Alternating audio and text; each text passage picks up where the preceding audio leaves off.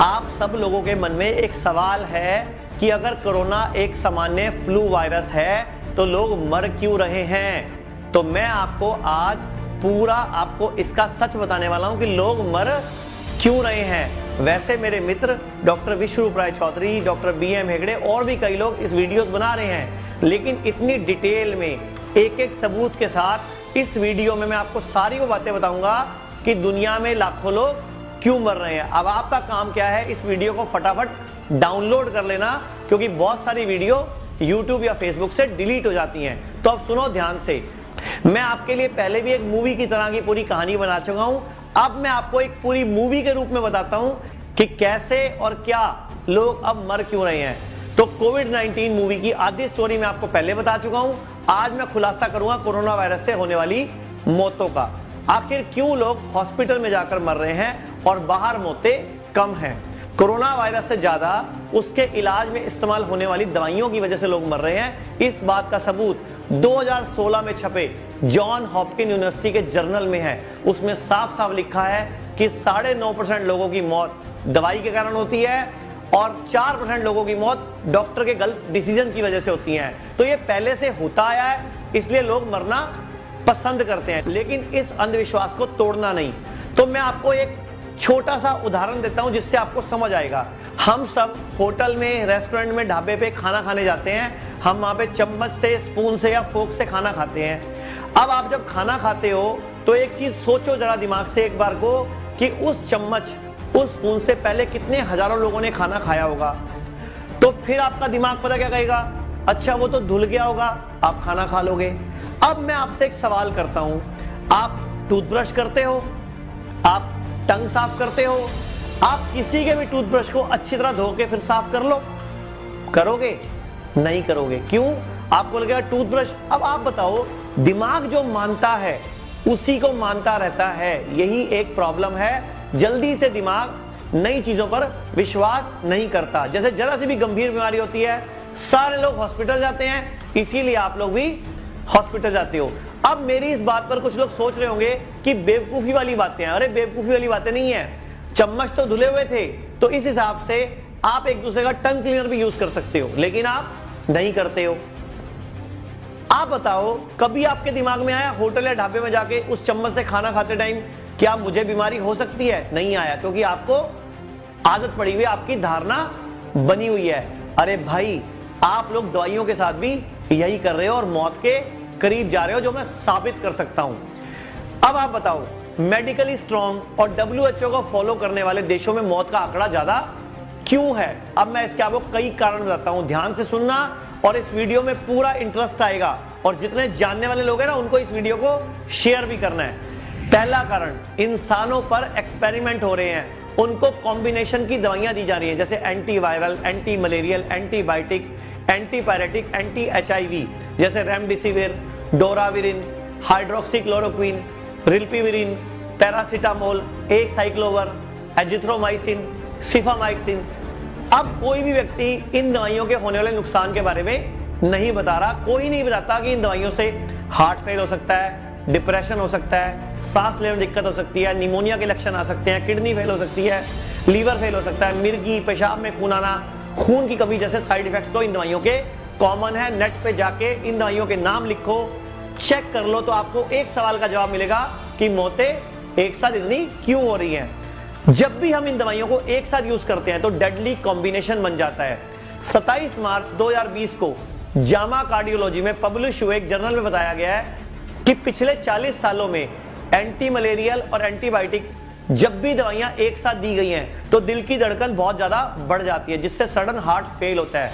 27 मार्च को journal of medical association में publish हुई एक रिसर्च में बताया गया कि इन दवाइयों की वजह से हार्ट इंजरी हो रही है और हर 3 में से 1 मौत इसी वजह से हो रही है। इंडिया टुडे ने भी 30 मार्च को एक न्यूज दी थी कि गुवाहाटी में एक डॉक्टर की मौत हुई हाइड्रोक्लोरोक्विन की वजह से, और जांच के बाद पता चला कि दवाई के कारण ही उन्हें कार्डियक अरेस्ट हुआ था। 9 मई को हांगकांग के एक न्यूज़पेपर ने ट्रिपल ड्रग थेरेपी से जल्द ठीक हो सकते हैं कोरोना वायरस के मरीज, एक खबर छापी थी और साइड पे एक छोटा सा बॉक्स लिखा था साइड इफेक्ट, जिसको इतना बड़ा करके लिखना चाहिए था। अब ये सब बताने का मकसद मेरा सिर्फ इतना है कि दवाइयों के सहारे हम जिंदा नहीं रह सकते, लेकिन मर जरूर सकते हैं। और पूरे विश्व में आज तक कोई एक भी रिसर्च पेपर ऐसा पब्लिश नहीं हुआ कि इन दवाइयों को इकट्ठा लेने से कोई फायदा है। हाँ, ये जरूर छप चुका है कि इन दवाइयों को इकट्ठा लेने से नुकसान हो सकता है। तो अब साइंस की बात मानोगे या जो चला आ रहा है, चलता जा रहा है, उसको मानोगे? अब 21 देशों ने कोई लॉकडाउन नहीं किया, ना ही किसी तरह की दवाई का प्रयोग किया। वह बाकी देशों की तरह अमीर देश नहीं है, लेकिन उन देशों में कोरोना वायरस से पीड़ित लोगों की संख्या भी कम है, क्योंकि ये देश WHO पर अंधविश्वास नहीं करते और इन देशों ने अपनी हर्ड इम्यूनिटी पर काम किया। तो लिस्ट देखिए,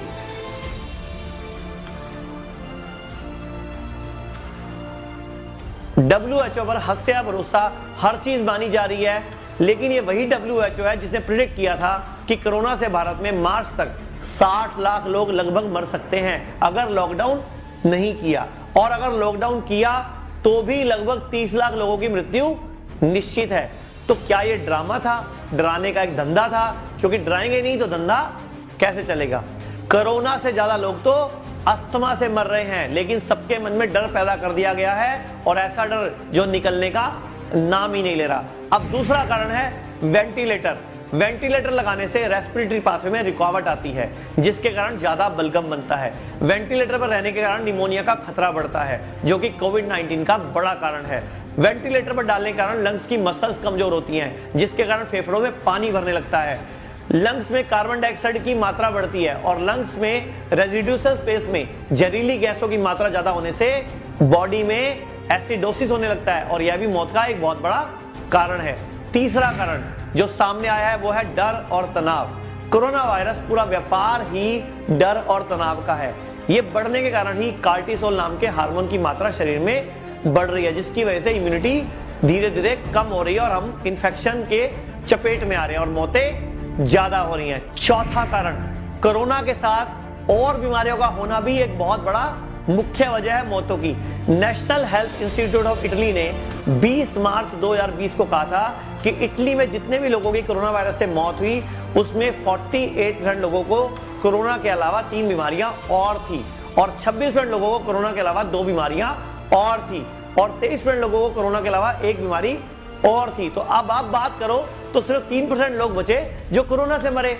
और ऐसे ही 26 मार्च को new England journal of medicine ने और 27 मार्च को द लैंसेट की रिपोर्ट के अनुसार कोरोना वायरस से डेथ का रेट सिर्फ 0.1% है।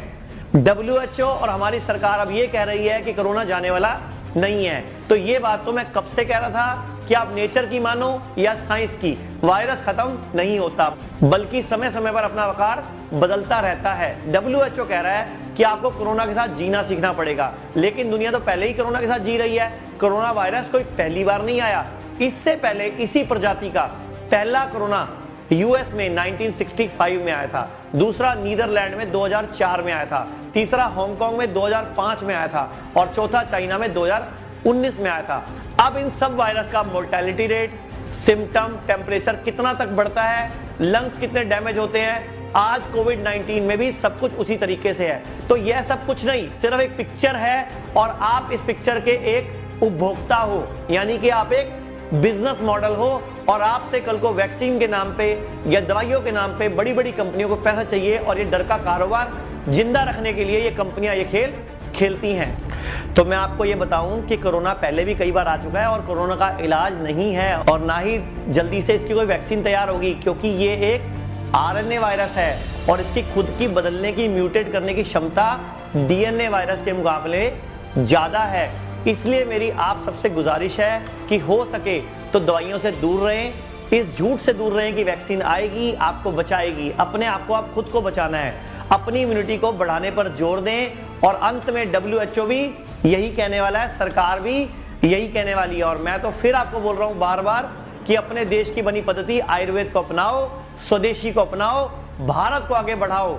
और ये वीडियो अगर आपको लगता है लोगों के काम की है, लोगों की आंखें खोलने वाली है, तो इसको शेयर करो और पूरे भारत में फैला दो।